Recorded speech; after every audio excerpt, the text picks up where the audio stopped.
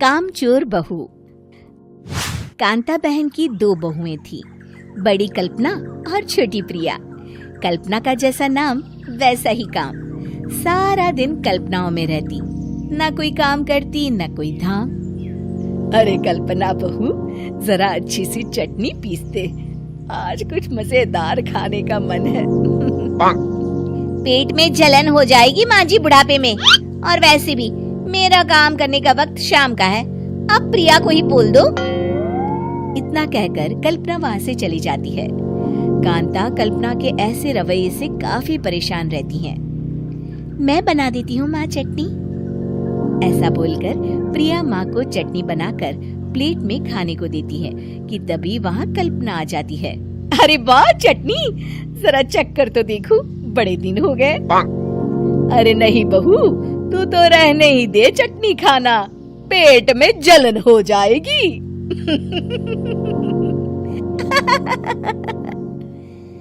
इतना कहकर कांता और प्रिया दोनों हंसने लगते हैं। कल्पना सारा दिन या तो मोबाइल में YouTube देखती या फिर सोती रहती। उसका कमरा भी बिखरा और गंदा रहता। एक दिन कल्पना का पति अशोक उससे कहता है, अरे कल्पना, जानवर भी उस जगह को साफ कर लेता है जहाँ वो बैठता है, तुम तो इंसान हो, कैसे इतने गंदे कमरे में रह लेती हो?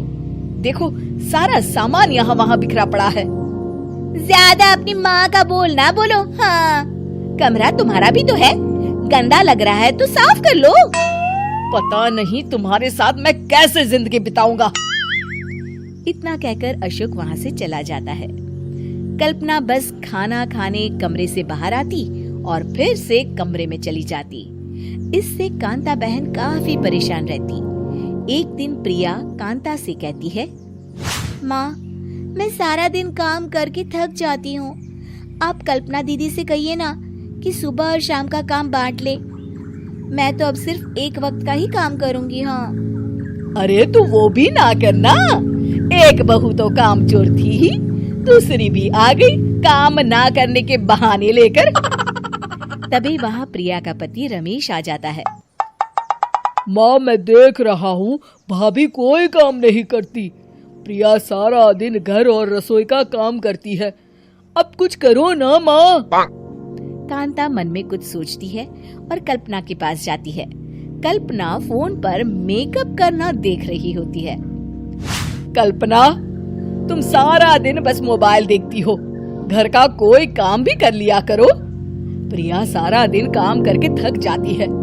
आज से मैंने फैसला किया है, एक वक्त का काम तुम करोगी, सुबह का खाना तुम बनाओगी और रात का प्रिया। आप लोगों ने काम को हवा बना रखा है। अरे पता नहीं थोड़ा सा ज्यादा काम करने में आप लोग घबरा क्यों जाते हैं। और हाँ, बहुत ज्यादा प्रिया की तारीफ मत करिए मेरे सामने, बड़ी बहू तो मैं ही रहूंगी। मैं कुछ नहीं जानती, कल सुबह मुझे वक्त से खाना चाहिए, रसोई में आ जाना, वरना कल से तुझे खाना नहीं मिलेगा। अगली सुबह कल्पना रसोई में नहीं आती है।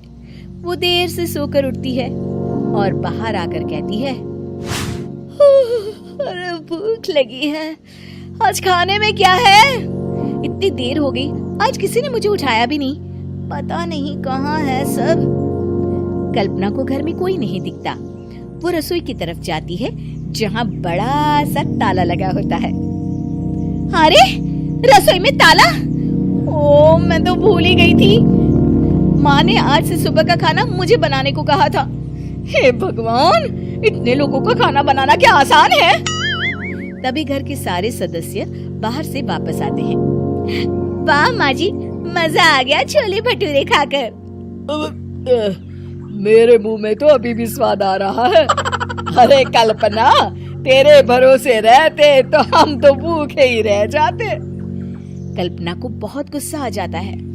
अब बहुत हो गया, आज से मैं अपनी रसोई अलग कर रही हूँ, मैं अपना खाना खुद बना लिया करूँगी।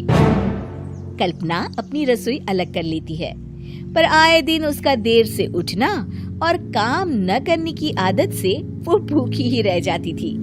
उसी के सामने घर के लोग अच्छे अच्छे पकवान खाते और कामचोर कल्पना को जैसे तैसे ही खाना बनाकर खाना पड़ता।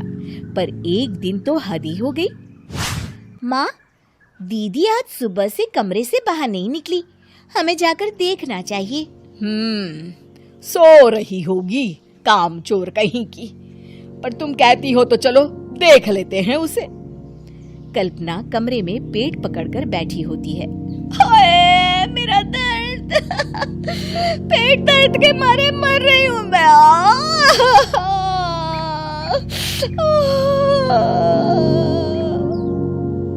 अरे दीदी, क्या हुआ? पेट में दर्द क्यों हो रहा है? डॉक्टर को दिखाया आपने? माँ। कल्पना खड़ी होती है और माँ जी के पास आती है। मुझे माफ कर दीजिए, अब से मैं सारे काम में मदद करूंगी, कभी आलस और काम चोरी नहीं करूंगी। हाँ वो तो ठीक है, लेकिन अचानक क्या हो गया जो तू काम करने को तैयार हो गई? कामचोर कल्पना। माँ, लगातार बासी और उल्टा पुल्टा खाना खाने के कारण मेरे पेट में इन्फेक्शन हो गया है। काम न करना पड़े इसलिए मैं 2 दिन का खाना एक दिन ही बना लेती थी। बासी और खराब खाना खाने के कारण लेने के देने पड़ गए। पेट में दर्द हो रहा है। चलो अच्छा हुआ, देर आए दुरुस्त आए।